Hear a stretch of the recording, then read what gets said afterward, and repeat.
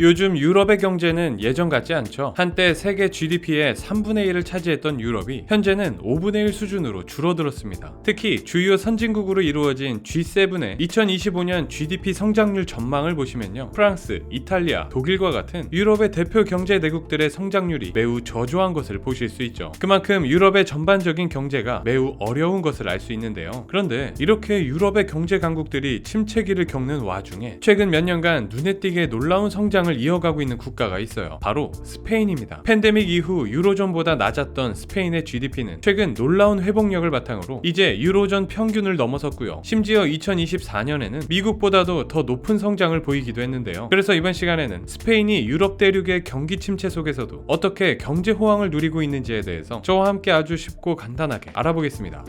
보통 유럽의 경제는 몇몇 주요 경제 대국들이 경제를 이끌어가는 모양새를 보입니다. 영상의 자료는 2023년 기준 유럽 각국의 GDP인데요. 보시면 독일, 영국, 프랑스, 이탈리아 등 경제가 발전한 몇 개의 국가가 유럽 전체 GDP의 대부분을 차지하고 있는 걸 알 수 있습니다. 이 네 국가의 GDP만 합치더라도 유럽 전체의 약 50%에 달하죠. 그러다 보니 유럽의 경제를 지탱하는 상위 국가들의 경제 악화는 곧바로 유럽의 경기 침체라고 볼 수 있습니다. 이 국가들이 유럽을 먹여 살리고 있다고 해도 과언이 아닌데요. 그런데 이렇게 몇몇 국가에게 의존적인 상황에서 최근 유럽 경제는 최악의 상황을 맞이하고 있습니다. 왜냐하면 최근 들어 유럽 경제를 지탱하는 국가들의 경제가 더욱 악화되고 있기 때문인데요. 그 말인즉슨 유럽 대륙의 경제 전체가 흔들리고 있다는 얘기입니다. 독일, 프랑스뿐만 아니라 이탈리아와 영국 등 대부분의 유럽 경제 강국들이 경기 침체에 빠졌다는 기사가 쏟아져 나오고 있는 상황이죠. 그런데 아주 흥미롭게도 오늘의 주인공 스페인만은 이러한 유럽 경기 침체를 피해갔습니다. 스페인은 유럽에서 이 네 국가 다음으로 5번째로 경제 규모가 큰 국가입니다. 그럼에도 불구하고 유럽의 경제 엔진이라 불리는 독일도 마이너스 성장률을 기록할 때 유독 스페인만은 약 3.1%의 경제 성장을 보이고 있어요. 유럽뿐만 아니라 다른 선진 국가들과 비교하더라도 가장 높은 수준인 걸 볼 수 있는데요. 어떻게 이게 가능했을까요? 전문가들은 스페인이 이렇게 독보적인 경제 성장을 이루고 있는 가장 큰 이유로 에너지를 꼽고 있습니다. 유럽은 산업혁명의 근원지로 과거부터 에너지 집약적 산업이 발달했습니다. 아무래도 공장이나 기계를 운용하기 위해서는 이를 위한 에너지가 필수였기 때문인데요. 하지만 당시 유럽은 에너지가 이렇게 많이 필요한 것에 비해 그에 필요한 자원을 직접 생산할 수 있는 국가는 매우 적었습니다. 그러다 보니 자원에 있어서는 주변에 있는 자원 생산국들에 많이 의존할 수밖에 없었는데요. 그리고 그중 가장 비중이 높았던 국가가 바로 러시아입니다. 2019년 기준 EU의 원유 수입 비중이 가장 높은 국가는 약 27%를 차지한 러시아고요. 천연가스 또한 러시아가 약 41%로 가장 높은 비율을 보입니다. 이처럼 유럽은 러시아에 대한 자원 의존도가 매우 높은 것을 알 수 있어요. 그리고 이 러시아의 천연가스는 파이프라인을 통해 국가에서 국가로 직접 공급하는 경우가 많은데요. 대표적인 파이프라인으로는 발트해 해저를 통해 연결된 노르트스트림 1이 있습니다. 이 파이프라인은 독일을 거쳐 유럽 각지로 러시아의 천연가스를 운송하는 역할을 한다고 해요. 그런데 이렇게 러시아 자원에 대한 의존도가 높다는 건 사실 유럽국들에게는 큰 불안 요소이기도 합니다. 왜냐하면 어느 날 러시아 자원 수입이 끊기기라도 하면 자국 경제에 큰 타격을 입을 수밖에 없기 때문인데요. 그리고 이러한 유럽의 불안 요소가 실제로 얼마 전 터지고 말았습니다. 바로 러우 전쟁이 일어난 것이죠. 우크라이나는 러시아와 유럽의 사이에 위치하며 러시아에게 매우 전략적으로 중요한 국가였어요. 또한 과거부터 친러 성향이 강했던 국가 중 하나였죠. 하지만 정권이 바뀌면서 친러 성향의 정권이 물러나자 점차 친서방 정책을 강화하며 러시아로부터 점차 거리를 두기 시작했어요. 그러자 우크라이나가 서유럽 국가들과 가까워지는 것을 견제한 러시아가 2022년 우크라이나를 침공했던 거예요. 물론 앞서 살펴본 이유 말고도 전문가들은 다양한 침공 이유를 들고 있는데요. 하지만 중요한 건 이러한 침공의 피해는 직접적인 타격을 받은 우크라이나뿐만 아니라 러시아로부터 자원을 공급받던 여러 유럽 국가에도 타격이 전달되었다는 겁니다. 바로 유럽 국가들을 대상으로 한 러시아의 자원 공급 중단 조치 때문이죠. 물론 그 시작은 유럽 국가들이 러시아의 전쟁 자금을 차단하기 위해 러시아로부터 자원 수입을 줄이는 데서 시작됩니다. 자료를 보시면 2022년 초 월별 약 160억 달러에 달하던 자원 수입량을 2023년 말 월별 약 10억 달러 수준으로 줄였거든요. 무려 94% 정도가 감소한 셈입니다. 특히 석유 수입의 비율이 현저하게 줄어든 것을 볼 수 있어요. 그러자 러시아는 이러한 조치에 대한 보복으로 유럽에 대한 천연가스 공급을 줄이기 시작합니다. 2022년 5월에는 2개의 파이프라인을 차단하고 2023 2022년 9월에는 노르트 스트림 1의 가스 공급 또한 무기한 중단해버렸죠. 결국 이러한 조치는 에너지 집약적 산업이 발달한 유럽 주요 국가들의 경제에 악영향을 미치게 되었습니다. 자원을 소유한 국가의 영향력이 정말 엄청나죠. 그렇지만 이러한 악조건 속에서도 유럽의 5번째 경제대국인 스페인만은 유의미한 경제 성장을 보였는데요. 전문가들은 이에 대한 가장 큰 이유로 재생에너지를 꼽습니다. 스페인은 일찍이 탄소 배출량을 줄이기 위해 재생에너지 산업에 많은 투자를 해왔다고 합니다. 지구온난화를 유발하는 온실가스를 줄이기 위한 노력이죠. 이러한 노력은 스페인의 재생에너지 관련 정책에 잘 드러나 있는데요. 2030년까지는 1990년 수준의 온실가스 배출량보다 최소 20%를 절감하고 스페인 전체 전력의 74% 이상을 재생에너지로 생산하는 것을 목표로 하고 있습니다. 그리고 더 나아가 2050년까지 생산하는 전력에서 재생에너지 비중을 100%까지 끌어올리고 온실가스 배출량을 90%까지 줄이겠다는 것을 목표로 하고 있죠. 계획대로만 된다면 정말 엄청나겠죠. 사실 스페인이 이렇게 재생에너지 산업을 강하게 밀고 나갈 수 있었던 이유는 스페인의 풍부한 일조량과 바람 때문입니다. 스페인은 유럽에서 가장 햇볕이 많은 나라 중 하나로 유럽에서 4번째로 큰 태양광 에너지 생산국이라고 해요. 또한 스페인은 해안선과 특정 내륙 지역의 유리한 지리적 조건 덕분에 유럽에서 가장 많은 풍력을 생산하는 나라이기도 합니다. 풍력 발전 용량 역시도 유럽에서 가장 높은 수준이죠. 그저 따뜻한 여행지 중 하나로 알고 있던 스페인의 정말 의외의 모습이죠. 이 외에도 수력 발전과 바이오 에너지 분야도 스페인의 재생에너지 산업 발전에 큰 보탬이 되고 있다고 해요. 그 결과 스페인은 2023년 유럽 경제 상위 5개 국가 중 처음으로 국가 전체 전력의 약 50% 이상을 재생에너지로 생산하는 국가가 되었습니다. 그리고 이렇게 스페인의 재생에너지 비중이 높다는 점이 가장 잘 드러나는 부분은 역시 전기 가격인데요. 영상을 보시면 화석연료 비중이 높은 다른 국가들은 자원의 가격 변동에 따라 전기 가격도 크게 요동치는 걸 보실 수 있죠. 그에 반해 스페인의 경우 재생에너지를 통해 안정적으로 전기 생산이 가능해 변동이 적을 뿐만 아니라 전기 가격이 더 저렴한 것을 보실 수 있습니다. 특히 2022년 중반에는 스페인과 다른 국가들의 가격 격차가 엄청난 걸 알 수 있어요. 그리고 스페인 내에서 이러한 낮은 전기 가격이 가장 빛을 발한 분야가 있습니다. 바로 제조업인데요. 보시는 자료는 스페인의 제조업 분야에서 에너지 원료별 의존도를 나타내는 자료입니다. 보시다시피 전기 에너지에 대한 의존도가 높은 산업이 가장 많은 것을 볼 수 있죠. 이러한 점이 대부분의 유럽 제조업이 화석연료 가격 상승과 공급 부족으로 침체기에 빠졌을 때 스페인 제조업을 살리게 됩니다. 스페인은 고유의 재생에너지를 통해 아주 저렴하게 전력을 생산함으로써 화석연료 공급과 가격 문제로부터 비교적 자유로울 수 있었거든요. 이를 통해 스페인만큼은 제조업의 성장을 가져올 수 있었습니다. 유럽 국가들의 제조업 PMI를 보시면 이 PMI 지수가 50 이상이냐 이하이냐에 따라 제조업이 확장되고 있다, 축소되고 있다를 알 수 있는데요. 2024년에 들어서며 스페인을 제외한 모든 국가의 제조업이 모두 축소되고 있는 걸 볼 수 있어요. 이러한 이유로 다른 경제대국들의 GDP 성장률이 감소하고 있을 때 스페인은 꾸준히 높은 성장률을 보일 수 있었던 것이죠. 이런 걸 보면 화석연료를 손에 들고 있는 러시아나 재생에너지가 풍족한 스페인처럼 자원의 영향력이 얼마나 큰지 실감할 수 있는데요. 그런데 이러한 스페인의 GDP 성장은 사실 전적으로 에너지의 수급 때문이라고 보긴 어렵습니다. 왜냐하면 아무리 낮은 가격의 에너지를 사용한다고 하더라도 일할 사람이 없으면 경제 성장을 이룰 수 없기 때문인데요. 이에 스페인은 노동시장의 안정성을 위해 고용률을 높이기 위한 정책을 실행해왔습니다. 바로 노동시장 개혁입니다. 스페인 경제 성장의 원동력 중 하나는 이 노동시장이 활력을 찾았기 때문이라고 해요. 이게 중요한 이유가 스페인은 과거부터 EU에서 매우 낮은 수준의 고용률을 기록해왔거든요. EU 평균 고용률에 비해 많을 때는 약 10% 이상 차이가 나는 경우도 있었어요. 물론 최근까지도 스페인의 고용률은 매우 낮은 수준의 고용률을 보이고는 있습니다. 하지만 2024년에는 근로자 수가 약 2130만 명을 돌파하며 스페인 역사상 가장 높은 기록을 세웠다고 해요. 이는 2019년에 비해 약 188만 명이 많은 수치죠. 거기에 더해서 언제 해고될지 모르는 임시직의 비중을 줄이는 것 또한 스페인 경제 회복에 큰 영향을 미쳤습니다. 자료를 보시면 분야별 임시직의 고용률 변화를 볼 수 있는데요. 모든 산업 분야에서 임시직의 비중이 전부 줄어든 것을 보실 수 있어요. 임시직에서 정규직으로 전환된 노동자들은 더 이상 해고의 불안함에 떨지 않을 수 있게 되었습니다. 이렇게 일하는 사람이 늘고 안정적인 직업을 갖게 된 노동자들은 따박따박 월급을 받으며 소득이 안정화되었어요. 그리고 보통 이렇게 소득이 안정되면 사람들은 무엇을 하죠? 맞습니다. 돈을 쓰기 시작합니다. 2023년 3분기 경제 성장률은 이전 분기 대비 약 0.3%의 성장률을 보였는데요. 이는 주로 가계 소비에 의해서 나온 결과라고 해요. 다른 유럽국들은 경기가 어려워 소비를 줄이는 상황 상황에서 상당히 의미 있는 결과라고 볼 수 있습니다. 소비는 일반적으로 GDP의 상당 부분을 차지하기 때문에 스페인의 GDP 성장에 큰 역할을 했다고 볼 수 있어요. 그리고 이러한 소비의 증가가 결국 스페인 기업들의 매출 증가로 이어졌고, 매출이 증가하며 일거리가 많아진 기업들은 사람들을 더 뽑기 시작했습니다. 결국 이 높아진 고용률은 또다시 근로자들의 소비 증가로 이어지며 경제의 선순환 구조가 만들어지게 된 것이죠. 이는 앞으로 스페인의 경제 성장에도 긍정적인 영향을 미칠 것으로 예상되고 있습니다.